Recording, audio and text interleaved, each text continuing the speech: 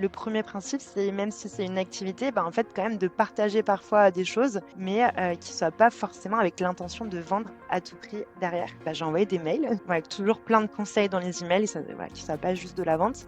Et je renvoyais vers une page de vente qui proposait un appel. Et après, c'était le premier lancement.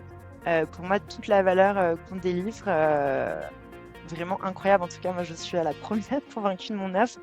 Et il y a vraiment des gens qui m'ont dit en appel, en vrai, j'ai de la chance d'être tombée dessus.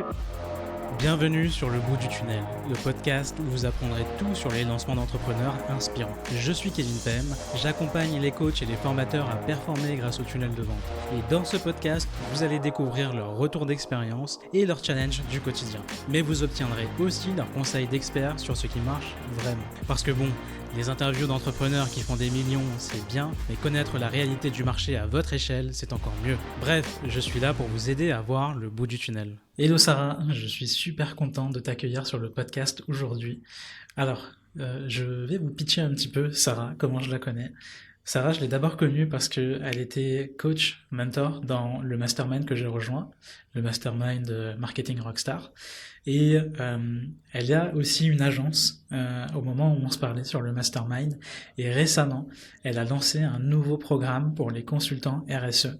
Et elle a fini un lancement avec une dizaine de membres sans avoir d'audience au préalable, sans avoir de levier comme un réseau social, une liste mail, etc. C'est-à-dire qu'elle a lancé en partant de rien et elle a réussi à faire ce lancement en peu de temps grâce à ses compétences. Sarah, il faut aussi savoir que si je me trompe pas, tu as bossé dans l'équipe de Marketing Mania, donc tu as vraiment un gros background, tu as fait vraiment beaucoup de trucs. Est-ce que tu pourrais te présenter rapidement pour les auditeurs, s'il te plaît? Oui, bien sûr. Merci Kevin pour l'invitation. Moi aussi, je suis trop contente qu'on échange aujourd'hui. Comme tu le disais, en effet, oui, j'ai travaillé avec Marketing Mania il y a bien 6 ans, en 2018. Et ensuite, je me suis lancée à mon compte en tant que consultante marketing. Et depuis, j'ai cofondé, j'ai fondé la Baraque à Impact, qui est une formation en ligne pour former les indépendants à se lancer en tant que consultant RSE. Et à côté de ça, je suis aussi enseignante à l'université en marketing, en communication, en web marketing, voilà, tous les aspects du marketing pour les étudiants du Master 2. Trop cool, tu chantes pas. C'est vrai que tu m'avais dit que tu intervenais à la fac aussi une bonne partie du temps à Lyon, Mm. et ça me parlait beaucoup parce que j'ai fini mes études à Lyon et moi aussi j'avais commencé à donner quelques cours dans mon ancienne école. Et je t'avais même donné quelques adresses que je connaissais à Lyon pour notamment qu'est-ce que c'est? Can- Des cinnamon rolls. Cannella oui, J'avais une bonne adresse. oui. C'est ça, Mm. exactement. Ouais. Et tu sais qu'ils le font toujours, hein. Moi, je suis retourné 2 semaines en France et j'y suis allé juste pour ça, à Lyon. Ok. Eh ben, écoute, j'essaierai. La seule fois où j'y suis allée, ils en avaient plus, donc j'ai pas eu de chance. Et c'est juste à côté Pas de de là où chance. j'enseigne à l'université Lumière Lyon 2 et qui est aussi mon ancienne école en fait. Donc comme toi, je donne des cours dans mon ancienne université. Ouais, j'ai l'impression que pas mal d'entre nous, quand on donne des cours comme ça à l'université ou dans les écoles, on commence dans notre ancienne école. Je pense que c'est le point d'entrée le plus facile en fait de recontacter les responsables du master en leur disant j'ai été là il y a 10 ans, est-ce que je pourrais moi aussi apporter ma pierre à l'édifice? Et ce qui est drôle, c'est que la responsable du master aujourd'hui était mon enseignante à moi en espagnol en licence, donc il y a genre 12 ans. Donc c'est drôle, ouais, la boucle est un peu bouclée. Et si je me souviens bien, maintenant c'est toi la responsable des masters, non? Non, pas responsable du master, mais vraiment tutrice académique. J'épaule beaucoup les responsables du master pour aider les étudiants à rechercher leurs stages, leurs alternances, préparer leur CV, enfin voilà, les aider dans toute cette partie, comment tu rentres dans le monde professionnel, et beaucoup sur des aspects marketing, comment tu cherches un poste en tant que marketeur quand tu sors juste d'un master 2. Donc je suis très proche des étudiants, mais pas responsable du master non plus.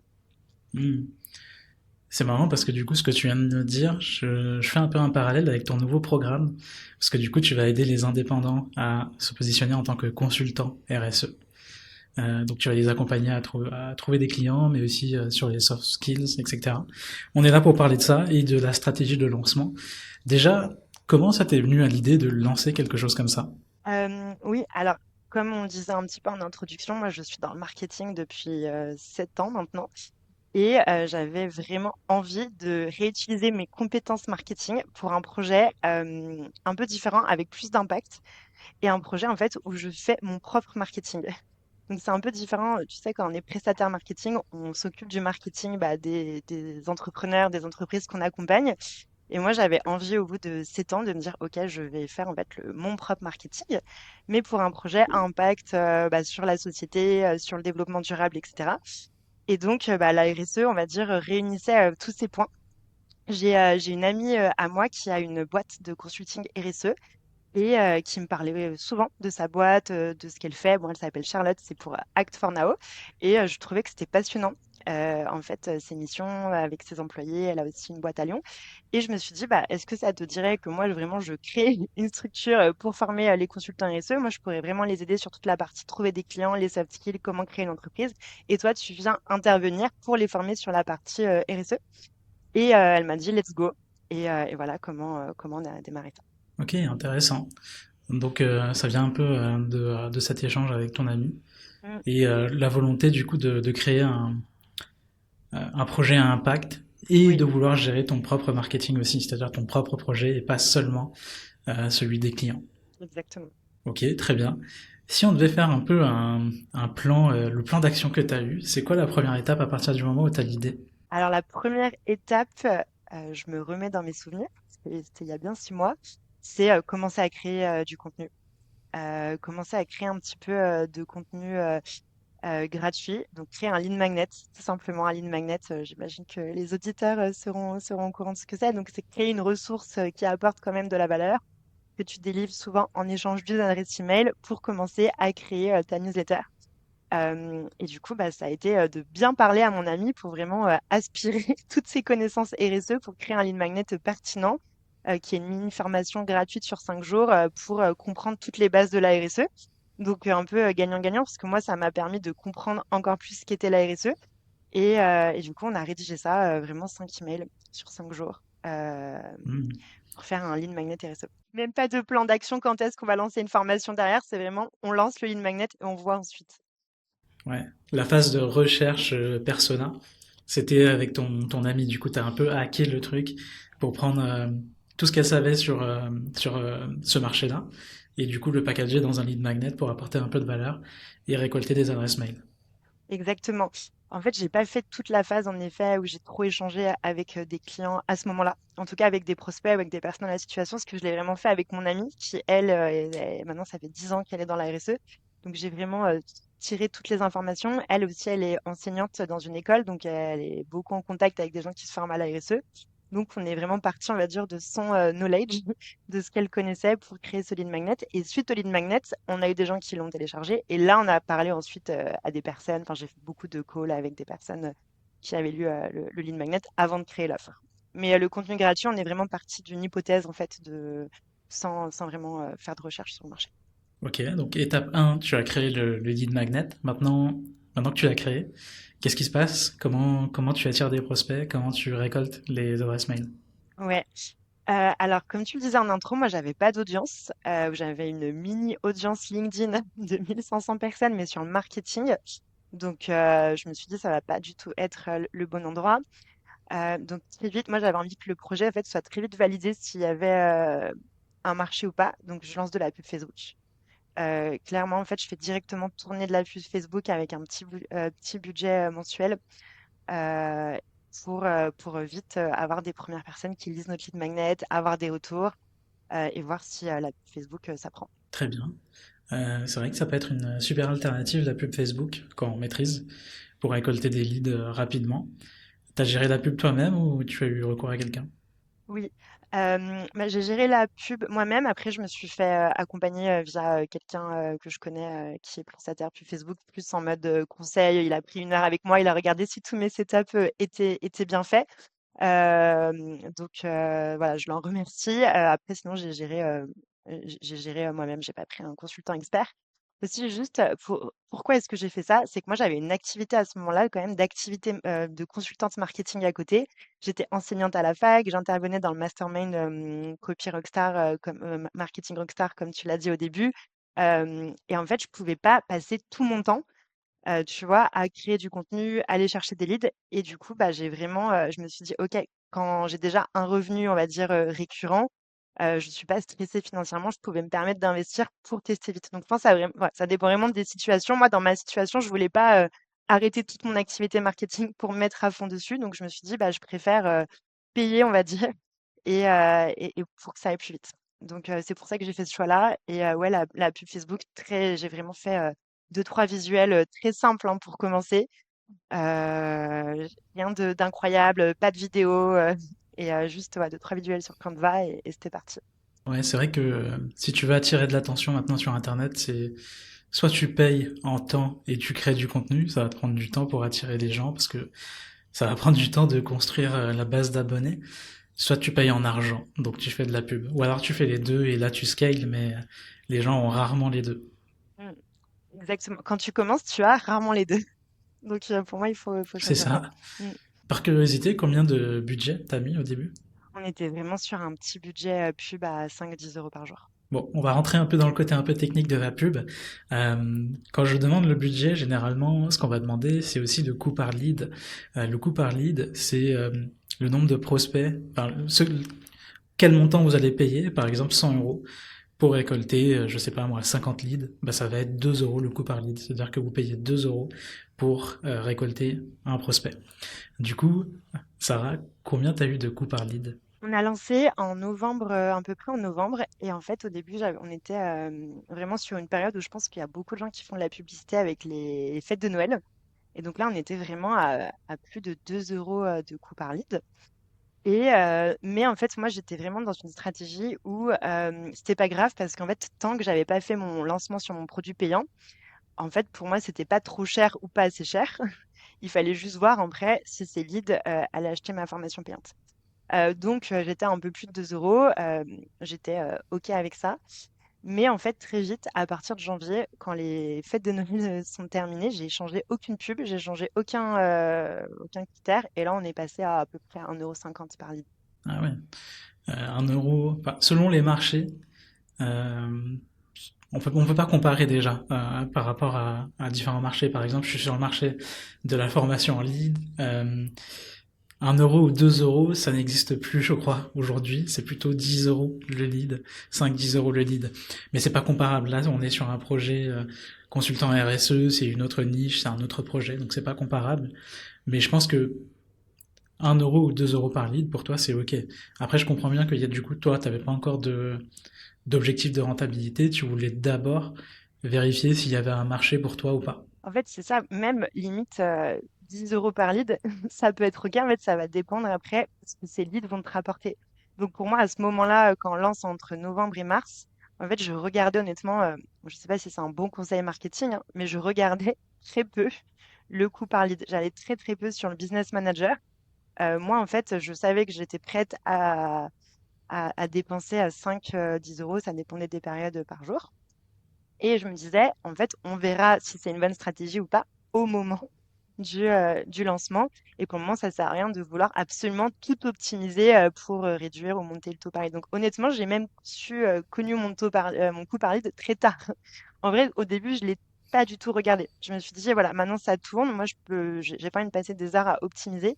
Donc moi, je vais me concentrer sur le reste. Les gens qui arrivent, envoyer des newsletters, leur proposer des calls, faire du contenu Instagram, créer ma formation.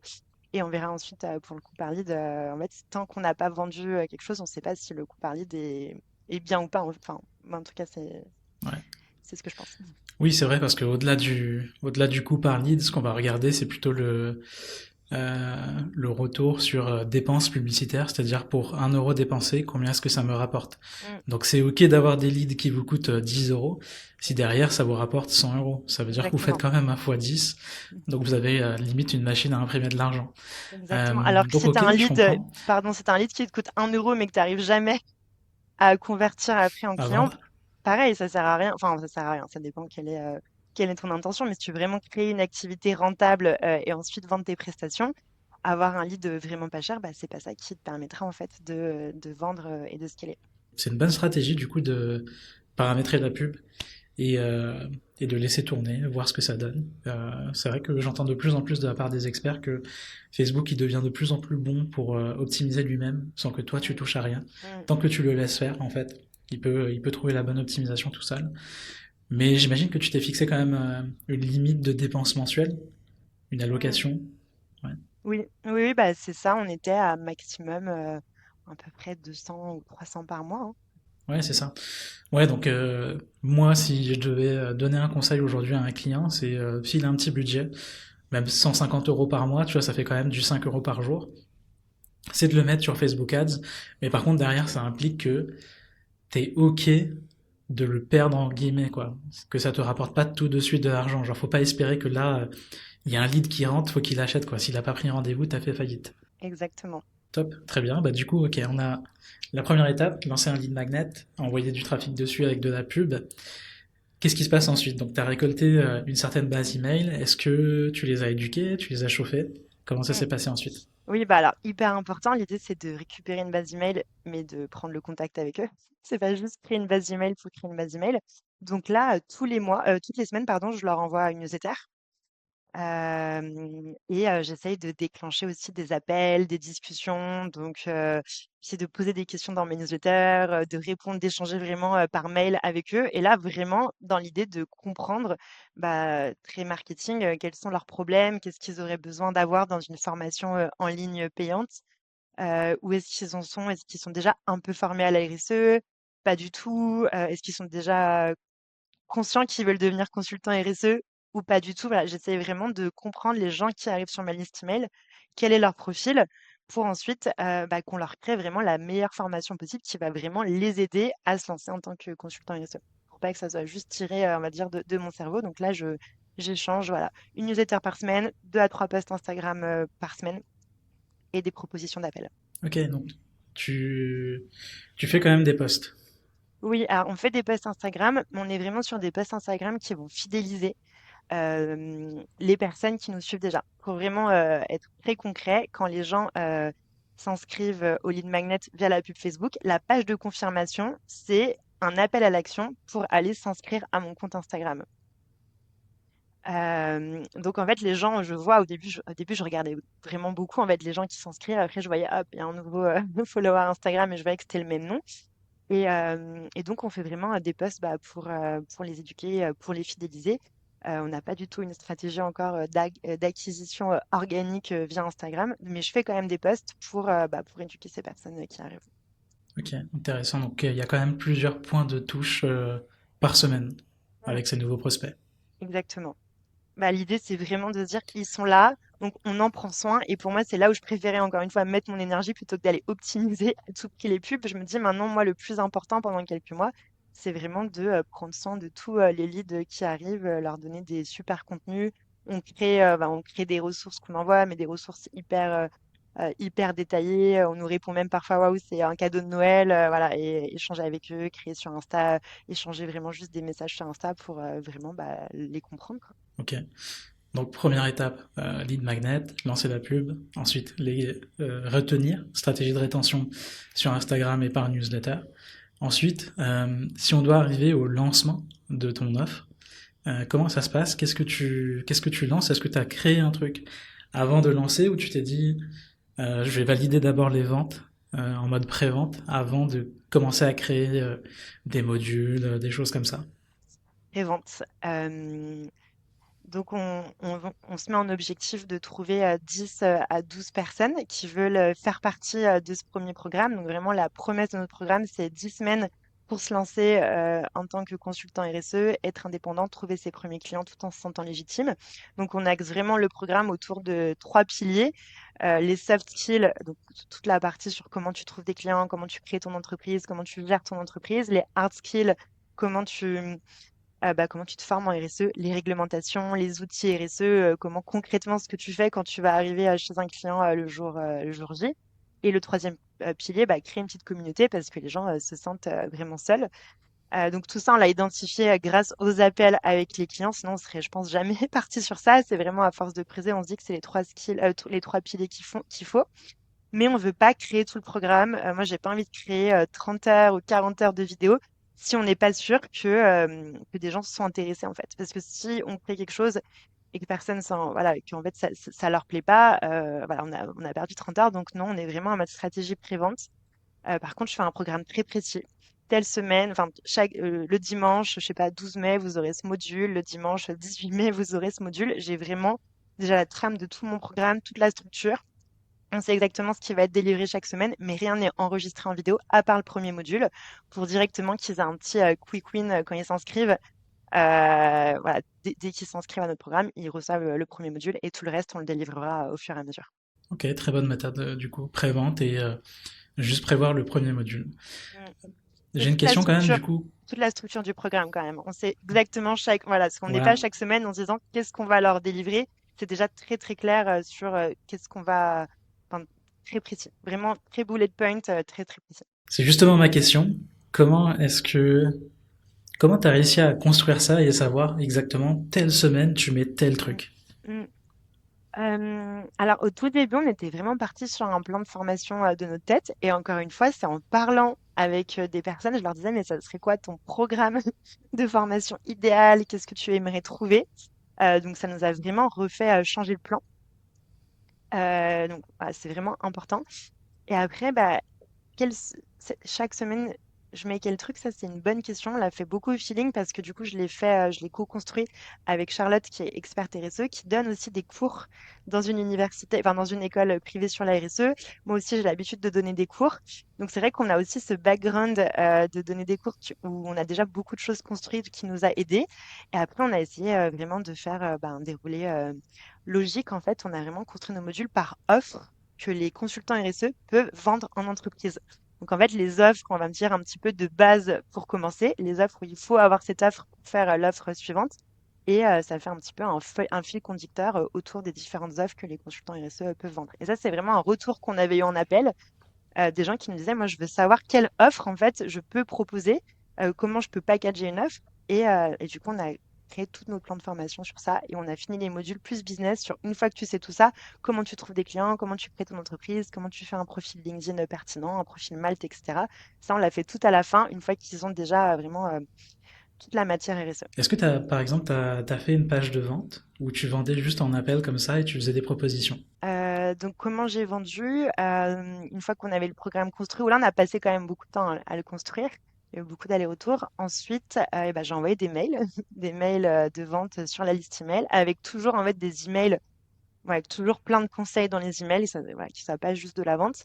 Et je renvoyais vers une page de vente qui proposait un appel. Qu'en fait, on ne pouvait pas acheter directement via la page de vente parce que nous, on voulait être sûr que ce soit des gens qui soient qualifiés, engagés.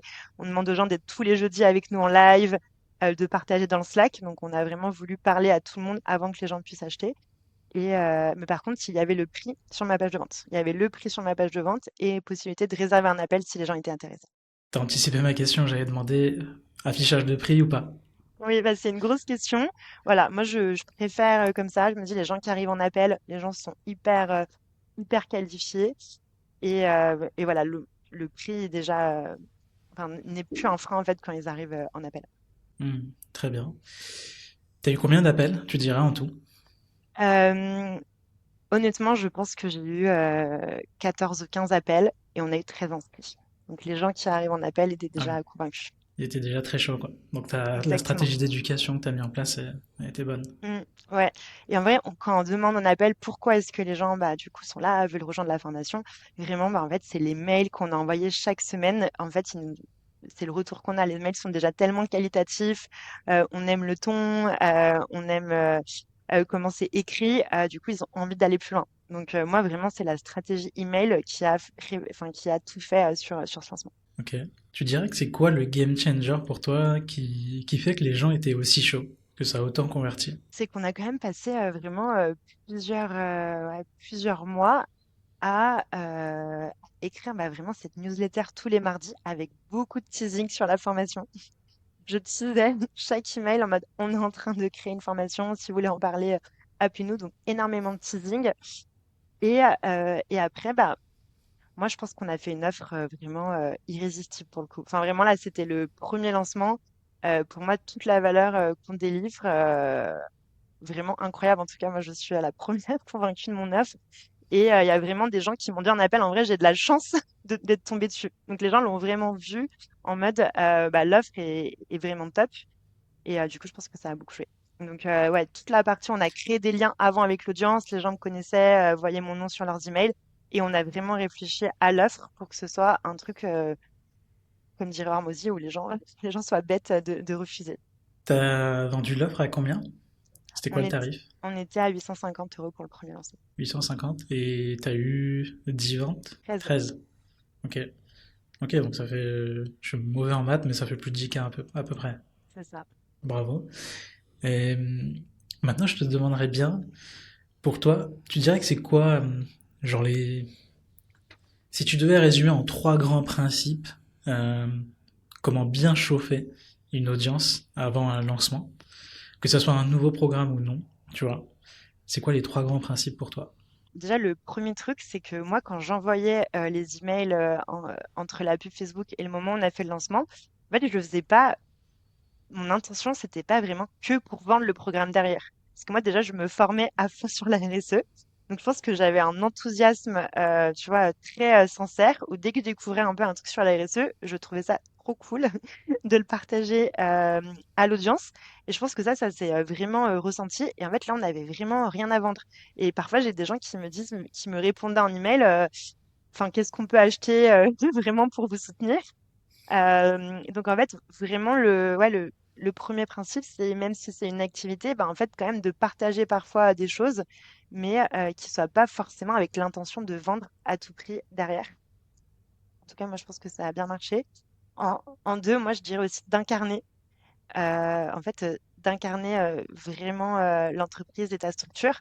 Euh, Nous, tous les gens, toutes les possibilités aujourd'hui de se former en ligne, et ben ou de se former au consulting RSE, pardon, c'est soit des masters qui durent 5 ans en école ou des écoles privées. Donc, quand tu es en reconversion, quand tu es déjà à ton compte, etc., c'est dur d'aller refaire 5 ans d'études. Ou alors, il y a beaucoup de formations en ligne, mais c'est plutôt des gros cabinets de consulting qui vont les proposer. Et donc, il n'y avait pas forcément d'offres qui soient vraiment incarnées. Et du coup, en fait, juste de se mettre un petit peu en avant, moi, je pense que ça a bien marché, en fait, de montrer un petit peu sa personnalité. Et en fait, du coup, tu vas attirer bah, des gens qui te ressemblent. Nous, il y a beaucoup de femmes dans le, dans nos membres fondateurs, dans les gens qui ont rejoint la Baraque Academy. Et moi, je pense que c'est aussi parce que je me suis un peu mis en avant. Quand je dis un peu mis en avant, bah, il y a forcément ma photo sur la page de capture, sur la page de vente, un petit peu sur Instagram. Et ça, je pense que ça crée une connexion émotionnelle beaucoup plus forte, surtout quand on est en concurrence avec des cabinets de consulting qui, eux, vont vendre leur formation avec du CPF, contrairement à nous. Donc, je pense que là, ça a beaucoup joué. Deuxième principe. Et troisième principe, bah, en fait, moi, ce qui m'a énormément aidé, bah, encore une fois, quand je les ai demandé aux gens, moi, j'avais toujours demandé aux gens ce qu'ils veulent, leur parler. Moi, j'avais un formulaire de bienvenue et je pose la question, c'est si vous avez une question à poser à un consultant RSE, qu'est-ce que serait, quelle serait cette question? Et quand je suis pas inspirée sur les mails de la semaine, et ben, je vais reprendre les questions et juste je réponds à une de ces questions. Donc, échanger en permanence. Très bonne question. Top. Il faudrait que je pense à ajouter ça après le téléchargement de mes C'est lignes magnètes. c'est trop bien. J'y étais encore ce matin hein, pour faire mon post Instagram du jour. Trop bien, merci pour la technique. Moi, j'ai une question comme ça, mais je demande plutôt qu'est-ce qui se passe en ce moment dans ton business pour que tu aies envie de télécharger ça, tu vois, pour que tu télécharges cette ressource. Ouais, c'est aussi une bonne question là. Tu comprends où est-ce qu'ils en sont, à quel niveau du cycle de vente ils en sont, c'est top. Mais j'aime bien la formulation. Mm. Si tu devais poser une question à un expert tunnel de vente, ce serait quoi? C'est vrai que je suis souvent en panne Mm. de sujets de newsletter. Mm. Là, j'ai même carrément délégué la rédaction de ma newsletter. Ok, J'ai pris une copywriter parce que j'étais pas ok. assez régulier. Justement, moi, sur mes lancements, j'ai remarqué que juste avant le lancement, un mois ou deux avant le lancement, je perdais un peu en régularité parce que j'étais sous Mm. l'eau avec les Mm. clients. Parce que du coup, j'ai une partie accompagnement, j'ai une partie Mm. presta, et souvent la partie presta empiète un peu sur l'autre. Mm. Ce qui fait que je suis pas régulier sur Insta, enfin sur tous mes contenus, je suis pas régulier sur ma newsletter. Bon, la newsletter c'est en train d'être réglé. Mm. Maintenant il faut juste que je trouve un CM ou que je trouve le moyen d'être régulier sur les contenus. Ouais, c'est vrai que ça, pour moi, ça doit être tout au long de l'année et c'était dur. Nous, du coup, quand on a vendu, il a fallu après qu'on tourne toutes les formations. Donc là, on a eu une période un petit peu sous l'eau. C'est vrai que moi aussi, pendant 2, 3 semaines, j'ai pas envoyé de newsletter. Parce qu'on était sur le tournage des vidéos. Mm. Donc je comprends. Tu dirais que c'est quoi pour toi qui t'a permis de garder la régularité à la fois sur la newsletter et sur Instagram? Euh, donc, bon, comme je te dis, il y a eu une ou deux fois où on l'a un peu perdu. Mais sinon, moi, où vraiment je me force à le faire, c'est que moi, j'ai l'impression que c'est la pierre angulaire, tu vois, de l'activité. En fait, j'ai beau avoir des leads qui rentrent, mais si je leur parle pas, vraiment, dans 4 mois, si je me mets à leur place, bah, j'achèterai pas ma formation, en fait, parce qu'ils n'ont pas une nouvelle de ma part. Et du coup, moi, j'ai vraiment l'impression que tout ce programme de formation tient grâce aux newsletters et grâce au compte Instagram. Donc, pour moi, en fait, c'est un non négociable en fait dans la semaine, autant que accompagner mes clients, parce que parce que c'est ça qui a permis à mes clients de venir. Donc, j'ai vraiment une discipline sur ça et j'essaie de faire aussi d'avance, quoi. Ouais, je suis d'accord avec toi. Je pense que c'est indispensable aujourd'hui les Mm, newsletters. mm, Par contre, j'ai souvent des prospects sur qui je tombe qui me disent alors, j'ai déjà eu des cas exceptionnels qui m'ont dit j'envoie un truc où je publie du contenu quand ça me chante et je fais mm, au feeling, tu vois. mm, Ou alors il y en a qui me disent bah je fais 2 fois par mois et ça suffit. mm, J'ai mm. pas envie de faire plus. C'est quoi ton avis là-dessus? Après, je pense que déjà 2 fois par mois, c'est bien. Enfin voilà, en fait, enfin c'est bien. Si on peut pas faire plus, je pense qu'il faut voilà, mieux faire 2 fois par mois que pas faire du tout. Hem, après, après mon avis, en fait, c'est que ça dépend, quel est leur objectif, en fait. Enfin, tu vois, à quel point ils ont une vision, long terme avec leur activité, à quel point ils veulent stresser à chaque fois avant un lancement. Ça dépend vraiment, des objectifs. Tu vois, moi, j'ai vraiment encore une fois, moi, aujourd'hui, c'est encore le même tunnel pub Facebook qui tourne depuis 8 mois. Je pense que j'ai pas ouvert le Business Manager depuis 3 mois. Donc moi, je fais le choix, par contre, Ah de ouais, ne pas d'accord. du tout regarder ça, alors que je pense que quand je dis ça, il y a plein de marketeurs qui vont se dire: «Waouh!» Moi, en fait, ça, je fais le choix de pas du tout regarder. Mais par contre, moi, je me concentre sur, je vois quand même que le nombre de personnes abonnées à ma newsletter monte. Donc je me dis: «Bah, voilà, j'ai choisi de me concentrer sur ça, donc au moins fais-le à fond». Je sais que je suis pas sur tout, on n'a pas de site internet aujourd'hui.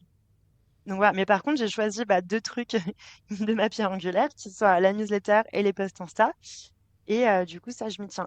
Et donc, pour répondre à quelqu'un qui dit, je fais pas, j'envoie pas de contenu, peut-être que si c'est quelqu'un qui a 10 tunnels pub Facebook qui tournent en même temps, qui va les optimiser tous les jours, qui fait des masterclass et qui se dit que que lui, c'est son axe pour avoir des clients, pourquoi pas. Après, en fait, je pense qu'il y a plein de stratégies en vrai qui peuvent marcher. Il faut juste savoir sur quoi toi, tu es prêt à faire le sacrifice et t'engager et après y aller, mais trouver ce qui te correspond à toi aussi. Ouais, ouais, totalement. Je suis d'accord pour dire que si t'as quelque chose qui te permet d'avoir des clients Mm, sans dépendre du newsletter, c'est ok. Mais mm. souvent, je parle à des gens qui n'ont Mmh. pas ça en fait. Mmh. Ils vont peut-être communiquer sur un réseau social, un tout petit Mmh. peu. Ils ont pas des résultats probants. Ils sont pas satisfaits en tout cas, c'est pas suffisant. Ils vont envoyer un email de temps en temps. Ils ont un programme à vendre, voire ils créent plein de petites offres, etc. Pour essayer de voir s'il y en a pas un autre qui marche mieux. Mmh. Mais souvent, c'est juste qu'ils se concentrent pas sur un pilier à chaque fois, Mmh. Mmh. genre un canal de visibilité, un canal de nurturing comme la newsletter et un système de conversion, tu vois, comme un webinaire ou autre chose. Si Mmh. déjà ils se concentraient sur ça, tu vois, un canal, une cible, un système de conversion, ça fonctionnerait déjà mieux. Mais je suis d'accord pour dire que, enfin, j'ai des clients parfois qui n'ont pas envoyé de newsletter depuis un an, mais derrière, si tu as 30 000 abonnés sur LinkedIn, c'est sûr que tu peux faire un lancement à 100 000 euros, quoi. Sinon, pour les clients du coup qui mettraient rien en place, je leur dirais de se faire accompagner. Mais si vraiment tu vois que c'est un truc que tu repousses depuis 6 8 mois et que tu n'arrives pas à le faire, à un moment, c'est accepter que tu le feras pas et du coup, voilà, se dire est-ce que je suis prêt à mettre le budget parce que c'est un point important quand même. Peut-être que moi, ce que je C'est ferais ça, pour mes exactement. stratégies SEO et site internet, si un jour j'ai envie de le mettre en place, tu Ouais. Déjà, merci de montrer qu'on peut lancer une activité sans avoir de site internet. Ça, c'est cool. vois. J'ai une page de vente Aujourd'hui, et une page de capture, mais qui sont en plus même sur mon ancien site d'agence marketing, te dire, où j'ai ouais. juste créé une page. Mais là, voilà, l'objectif, c'est de créer ce site internet. Et ça suffit largement. Mm. C'est ton tunnel. Oui. Enfin, si, c'est un tunnel en vrai. Si t'as une page de capture qui te permet de capturer des leads, t'as une newsletter qui les envoie quand il faut du coup sur la page de vente, et ça suffit largement. Un tunnel, Mm. c'est pas un truc hyper compliqué où il y a 10 000 pages, 10 000 offres, Mm. etc. Je suis d'accord. Moi, j'ai été aussi un peu à l'école, comme on disait, Marketing Mania au début, où j'ai beaucoup travaillé avec Stan et Marketing Mania. Et du coup, moi aussi, je suis très minimaliste, tu vois, dans tout ça, dans les actions à mettre en place. Et je pense que ça vient aussi beaucoup de là. Et comme tu dis, je trouve que là, c'est un tunnel qui fonctionne et ça sert à rien d'aller créer 10 000 choses en plus, hein. Ouais, je suis admiratif de voir que après 8 mois, ta pub, elle tourne toujours. Tu la laisses tourner. Il faut Je que j'aille dirais voir, hein. qu'aujourd'hui, ça J'ai aucune idée là. bah, Ça se trouve. Mais bon, si ça te je vois rapporte des leads, c'est c'est ok. ça. Je vois la newsletter monter. Bon, après, je vais m'en occuper dans les semaines qui viennent. Là aussi, on est en train de finir de livrer les clients. Donc, il nous reste deux lives, un live ce soir, un live la semaine prochaine, et on aura fini du coup d'accompagner les clients. En fait, là aussi, mon focus, c'est vraiment sur, je fais des coachings personnalisés avec les clients, je les ai en appel là de donner le maximum pour que nos clients soient satisfaits. Et après, cet été, je pense que j'irai jeter un œil à la pub quand même. On va refaire à un moment. Bah, à partir du moment où tu mets ton cap, c'est-à-dire, je sais pas, t'as peut-être mis 300 euros de budget Mm, mensuel, mm, et que t'es ok pour donner quoi qu'il arrive ces 300, mm, et que ta liste mail augmente, mm. tant que c'est respecté, j'imagine que c'est ok pour toi, que tu regardes Exactement. pas. En fait, à partir du moment où il Exactement. y a un cadre, c'est Mm, ok de ne pas regarder. exactement. C'est Mais exactement par contre, ma vision. si vous avez pas de cadre, si vous avez mis budget illimité ou vous avez juste mis 5 euros par jour sans mettre un cap mensuel ou Mm, journalier, ouais. là, il faut piloter un peu plus. Je suis d'accord. Tu dirais que là, du coup, après 8 mois, t'as combien d'adresses mail? On est à plus de 1000 personnes qui lisent 1000, les newsletters. c'est top. Franchement, bravo. Mm, mm, Aujourd'hui encore, moi, je suis à... Je crois que je suis à... Bon, ça veut rien dire, hein. Encore une fois, on compare mm, pas, mais je suis à 1200, mm, 1400 à peu près adresses mm, mail. Mais bon, c'est encore une fois, c'est une autre niche. C'est une niche, je pense, qui a plus de facilité à dépenser sur du high mm, ticket. mm, Euh, mais je me dis, il faut que je fasse x2 sur cette liste et mm, j'arrive pas à trouver la recette mm. de pub qui fonctionne Et tu fais des pubs parce que j'ai en ce trop de moment? concurrents qui font.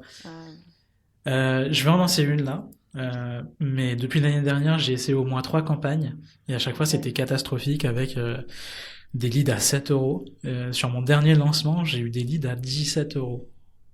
Je Mm, m'arrachais les cheveux. ouais, je comprends. Je pense que je suis sur une niche qui est beaucoup trop concurrentielle parce que je suis sur ce qu'on appelle du make money. Mm, Donc en gros, c'est tout ce qui est gagner de l'argent sur Internet, si vous connaissez pas. Je sais que Sarah, elle connaît bien parce que du coup, elle a beaucoup travaillé sur cette niche. Euh, du coup, enfin, c'est un sujet sur lequel je voulais terminer aussi. Toi, tu dirais que tu es sur un marché concurrentiel ou pas? mais ce que je disais à un moment, c'est que je pense qu'on va devenir, ça va devenir vraiment un marché de plus en plus concurrentiel. Enfin, non, je l'ai pas dit, mais ce que je disais, c'est que nos concurrents aujourd'hui, c'était plutôt des cabinets de consulting. Donc, c'est concurrent, oui et non, parce que du coup, c'est pas du tout la même approche que moi j'ai. Ils ont pas du tout la même stratégie d'acquisition client. Donc, ils vendent aussi des formations pour devenir consultant RSE, mais moi, je me sens pas en concurrence directe avec eux parce que on n'a pas du tout la même stratégie de vente. On n'a pas... Mais je pense que ça va arriver de plus en plus parce que c'est un énorme sujet qui arrive. Il y a de plus en plus d'entreprises qui vont être soumises à de plus en plus de réglementations RSE. Et là, je viens de voir que Live Mentor, tu vois, lance une formation pour devenir consultant RSE. Alors qu'il y a quelques mois, quand on s'était lancé, tu vois, ils avaient rien. Donc, je pense que ça va vraiment s'accélérer. Mais voilà, moi je pense que c'est pas, enfin, tu vois, une mauvaise chose. De plus en plus de personnes vont entendre parler de consulting RSE. Moi je pense qu'il y a de la place, tu vois, pour plein de gens. On pourra peut-être faire même plein de ponts, enfin, tu vois, avec d'autres personnes qui se lancent dans ça, hein. N'hésitez pas à me contacter s'il y en a qui se lancent dans ça. Il y aura voilà, il y a vraiment un gros marché parce qu'en fait aujourd'hui les entreprises ont des besoins RSE et n'arrivent pas toujours à trouver les bonnes personnes pour les accompagner. Donc je pense que ça va vraiment grossir. Ouais. De toute façon, je pense qu'en 2024, c'est difficile de trouver un marché sans concurrent. Mm, mm. Si un jour vous avez une idée de truc à lancer et qu'il n'y a pas de concurrent sur le marché, c'est que il y a un problème, je Oui, pense. c'est un Enfin, peu étrange. il y a peut-être une ou deux niches, je sais pas, extraordinaires où ça peut arriver. Genre le truc, mais sûrement que dans un autre marché, genre le marché anglophone, ça existe et ça n'a pas encore été dupliqué, on va dire, dans le marché francophone. Mm. Ce que pas mal de coachs et de formateurs font. Ouais. Ok, bah écoute, c'était très intéressant comme débrief de lancement. Tu te sens comment aujourd'hui à 2 semaines de finir? Bah, je me sens bah, déjà hyper contente parce qu'on a déjà tout tourné. Donc là, j'ai plus de tournage à faire. Donc c'est aussi un soulagement parce que c'est quand même beaucoup de travail, tu connais, de tourner, de mettre en ligne techniquement, etc. Et en fait, non, moi, je me sens hyper excitée pour la suite parce qu'en fait, là, on sait que nos clients sont trop contentes. Moi, j'ai des clients là qui ont trouvé leur première mission de consulting RSE.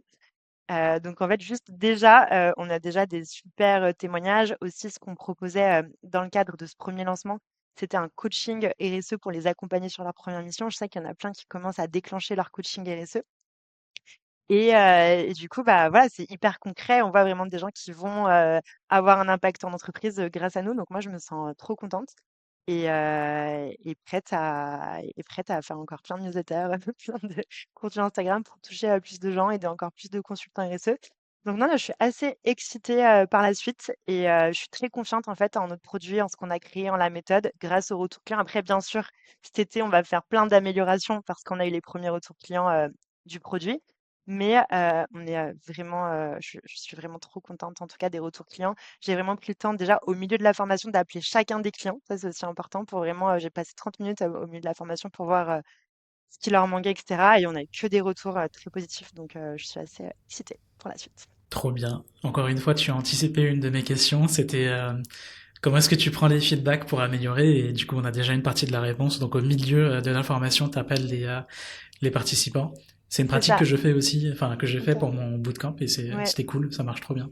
ouais, franchement, ça marche trop bien parce qu'ils sont vraiment à l'aise avec dire ce qui leur manque parce qu'il reste du temps. Donc en fait, tu vois, moi, on m'a dit certaines choses et ça m'a permis de le mettre en place pour, les semaines suivantes. Donc ouais, sur ça. Après, bah, on fait un live tous les jeudis. Tous les jeudis soirs, on est en live et du coup, bah, là, on leur demande de poser à fond leurs questions. Donc, on voit aussi, en fait, qu'est-ce qu'ils n'ont pas compris dans la formation en fonction des questions qu'ils posent. Et là, ce que je vais faire, c'est que je vais mettre en place un formulaire. Je m'en occupe cet après-midi ou demain. Un formulaire, voilà, beaucoup plus détaillé pour avoir les retours. Et comme ça, s'il y a des points encore un peu flous, bah, on a le live de la semaine prochaine pour les combler. Et on va aussi faire un live un peu bonus en septembre, si jamais ils ont eu des blocages, etc., pendant l'été. Donc, vous pouvez appeler les clients, formulaire, et je pense que je les rappellerai même après, donc dans 2 semaines, après les clients, une deuxième fois, pour vraiment avoir leurs témoignages, voir ce qu'ils en pensent, voir comment on pourrait améliorer. Et on est Ouais, très je disponible sur confirme. C'est Slack. super important. Ouais, on est très, enfin, moi, je suis Ouais. hyper disponible. Ils peuvent m'écrire. J'ai fait même plus qu'un call avec certains clients. Enfin, moi, c'est ma priorité aujourd'hui. C'est les gens qui sont dans le programme, la Baraque Academy. Donc, ils peuvent me parler quand ils veulent. Et donc, en fait, quand tu es disponible, eh ben, tu as des retours assez facilement et assez naturellement. En fait, parfois, je cherche pas forcément à avoir des retours, mais on va me faire des retours parce qu'ils savent que je suis disponible et ouverte à les recevoir. Donc, appeler les gens au milieu du parcours de formation Mm. Ouais. et envoyer un formulaire de feedback à la fin. Exactement. Et aussi, moi, ce que je faisais, enfin, tu vois, ça m'est arrivé parfois en live de voir un peu la tête de quelqu'un un peu, enfin, pas perdu, mais tu vois, un peu perplexe sur certaines choses qu'on partageait pendant le live. Et ben voilà, j'envoie un petit message sur Slack en privé ou une petite note vocale sur Insta. Voilà, pour vraiment aussi être très proactif dans les one-to-one. Tu vois, je vois que moi, ils sont hyper, ils décrochent pas du tout. J'ai encore 10 personnes après 10 semaines sur 12-13 qui viennent à tous les lives et ça tourne. Donc, en fait, ils sont quasiment là tout le temps. Et dès qu'il y en a un qui vient pas une ou deux fois, bah, j'envoie un petit message pour savoir où il en est, pour savoir s'il a décroché, etc. Donc aussi, sur les premières sessions, vraiment mettre personnaliser à fond et pas se dire, bon, bah, c'est du temps perdu que j'avais pas compté. Moi, je personnalise à fond, j'envoie des messages à fond, donc one to one, one aussi. Cool. Ouais, ça c'est cool. C'est quelque chose que je fais aussi sur mon bootcamp. C'est-à-dire que j'ai un Notion où sur chaque live, je coche qui est là ou pas. Et Ah, s'il y en a qui enchaînent trop les absences, je leur envoie un petit message. Bon, après, il y en a toujours un ou deux qui répondent toujours pas ou qui donnent pas de nouvelles. Mais bon, après, à partir du moment où tu donnes tous les moyens et qu'ils exactement. ont choisi Mm, de pas en profiter, on peut pas aller mm, plus loin que ça. exactement. Non, mais c'est une bonne idée le Notion où tu coches parce que moi, je le fais un peu à l'intuition et au feeling, mais c'est une bonne idée ouais, de lister à chaque fois. Je vais le prendre pour la prochaine fois. Ouais, ouais, franchement, ça aide. Ça aide. Ok, très bien. Bon, bah, on arrive à la fin du podcast. J'ai toujours une question signature que je pose. La question signature, c'est la suivante.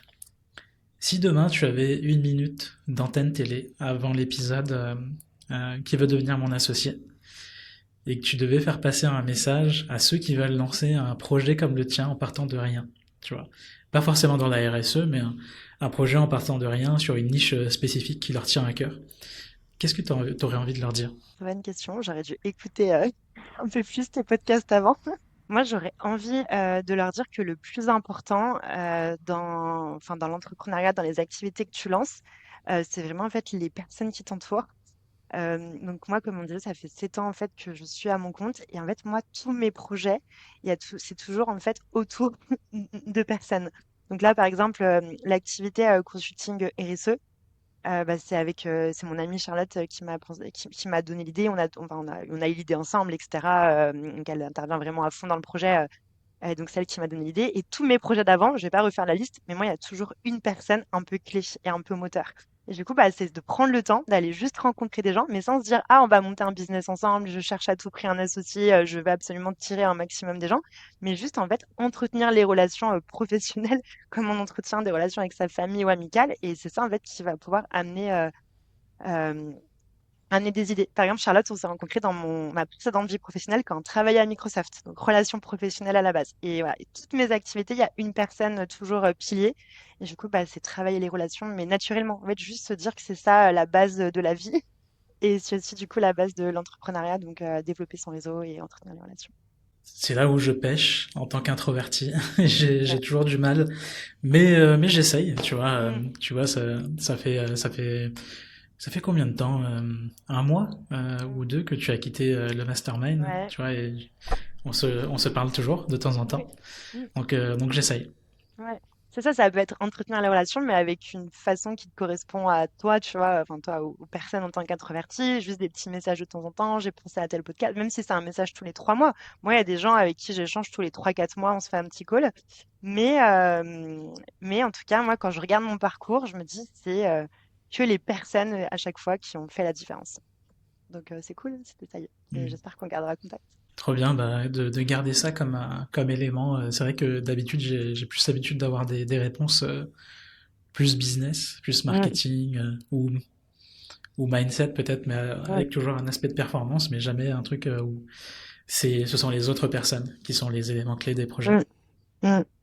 Top, bah merci beaucoup pour ta réponse, Sarah. C'était un plaisir d'échanger avec toi sur ce podcast. Si jamais on veut te retrouver, voir ton projet, où est-ce qu'on va? Sur Instagram? Instagram, la baraque à impact. Il y aura toutes La les nouvelles baraque à qui arrivent. impact. Ok, on Et pour me mettra. suivre, moi, LinkedIn, Sarah Scabatici. Je publie pas énormément, mais voilà, si vous voulez, on peut se connecter sur LinkedIn. Mais la baraque à impact sur Insta. Ok, on mettra le lien en description. Merci beaucoup, Sarah. Et puis, bah, je te dis à très bientôt. Merci Kevin pour ce moment. À très vite. Si cet épisode vous a plu, n'hésitez pas à me le faire savoir et à le partager. Et surtout, lancez-vous.